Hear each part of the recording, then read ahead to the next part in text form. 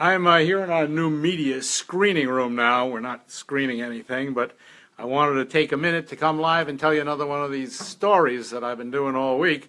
And this one answers a question people email me all the time. They go, how do I get started in the business? How do you break in? You know, do you get a job as a PA or a researcher or a secretary or something like that? I can only tell you my own story because it's how I got in. I don't know if it works for anybody else, but you can try it.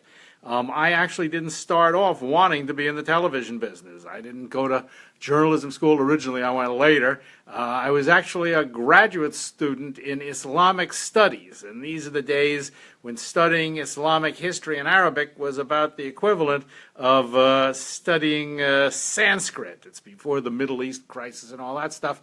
And of course, my old man wanted me to law school. He thought I was out of my mind, and to get a PhD in Islamic history and Arabic. What the hell are you going to do with that? So he's probably right in some ways. So that's what I did, and I was lucky enough I picked up a Defense Department grant. I think probably the CIA was paying for my education, and so I was studying Arabic and Islamic history and Islamic culture and all that kind of stuff, and they paid me, you know, my full tuition plus $600 a month, which was barely enough to cover my rent in my shared apartment in Brooklyn. So I needed money, you know, I just needed money so I could eat and travel and stuff like that. And so I went, you know, as before online, but I found a classified ad looking for typists and secretarial work. It was a company called Career Blazers. You were blazing your way to some clerical part-time work. That's what it was. It was a part-time agency. And luckily, at Lawrence Junior High School, I learned how to type from Miss Chaffee. Thank you, Miss Chaffee. And so I could type 60 words a minute. So I signed up for this thing. I went down, I did the interview, and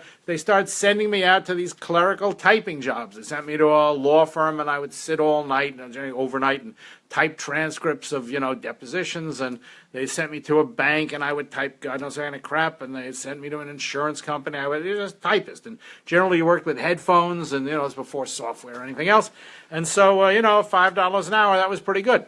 And then one day they sent me to a TV studio. I didn't know anything about television, but, you know, I went in the studio and they had all these interviews they'd done on tape and they needed them transcribed. So they gave me a little desk in the corner and I got my headphones and a bunch of other people like me and we sat there all day, you know, typing for $5 an hour. Anyway, on the third or fourth day that I'm working in the TV studio, I don't know a damn thing about television, the whole place goes nuts. Phones are ringing, people are running around, people are screaming and yelling, and I didn't tell anything about television. I thought maybe this is normal. So I tapped the guy next to me. I said, what's going on? And he turns to me and says, the Iranians just seized our embassy in Tehran. Well, I don't care. You know, I got to type. It was interesting. And so, you know, I keep typing along. And then the executive producer of the show, a guy named George Merlis, who's like my friend on Facebook now, runs into the room and starts giving us like General Patton, you know. They love these things, these TV guys. You do this, and you do this, and you call this, and you call this. And he points at me. I'm just a kid in the corner. He says, you call the Islamic Center in Washington. You call the White House. You call this, you call this.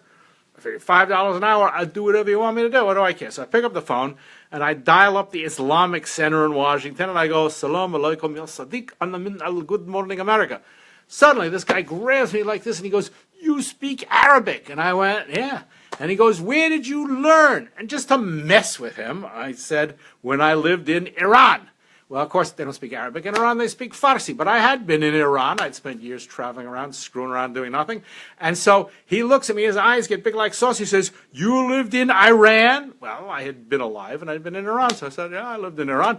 He goes, you know anything about these hostages? And, of course, the guy next to me said the Iranians just taken them hostage. So I said, sure. That's all I knew.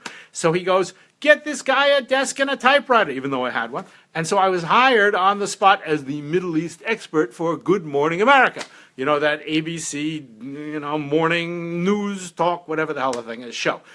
And so that was my first job in television. And my job was to explain to them, you know, what was going on in the Middle East. Well, of course, I was a doctoral candidate in Islamic studies. So I ran home and I got all excited and I started research. And I wrote them this big paper on the rise of the Bazarim and how the Shah had been put in and Mossadegh. And they didn't want any of this kind of crap. it was too complicated for them. They didn't really want to hear about it. But because of the miracle of technology and the power of television, this is a fascinating point, because the technology is there, but they didn't know what the hell to do with it. So they were able to do an interconnect through a satellite with Sadegh Ghotbzadeh, who was the first president of the Islamic Republic of Iran, and he was going to talk live to David Hartman. And David Hartman was the anchor of the show, right? He was the big muckety-muck, like the head of the thing. And David Hartman, before he was on Good Morning America as the anchor of the show, he had been Lucas Tanner, MD. I mean, the guy was an actor. He was a nice guy. He was an actor. So my job was to sit with David Hartman and explain to him, in baby talk, exactly what had happened in Iran and who this guy Ghotbzadeh was and what was going on. He kind of looked at me like this. And because Americans, they're like good guy, bad guy. So look, he goes, is he a good guy or is he a bad guy? Is the Shah was a good guy, but he's a bad guy. Very difficult to explain. Anyway, the fascinating thing was this giant, incredible technology married up to people who really know what they were talking about. The most interesting part of this is really interesting, is that right after the shit hit the fan and we were all running around like this, we all went into this big conference room at Good Morning America, and I can't remember her name now, some vice president, she's still there, she's been around for years, pulled the map down, the map of the world, and it's a true story. She spent about 10 minutes looking for Iran on the map with her finger because, I mean, until then, whoever heard of Iran? Who even wanted to know about Iran? So, I think because I knew where Iran was and because I could speak Arabic, not that it had anything to do with Iran whatsoever, I got a full-time job. And I looked around and I saw some people making $100,000 a year, who basically not too bright.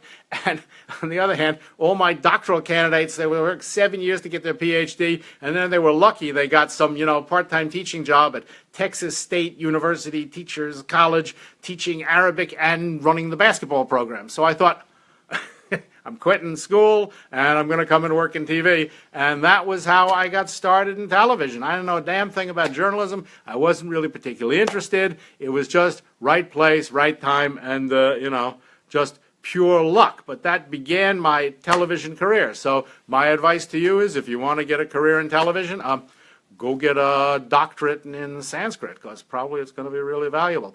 Anyway, that's all I got to say for today. I hope you found that enormously entertaining and interesting. I certainly did. Not that it'll help you much to get a job. Talk to you later.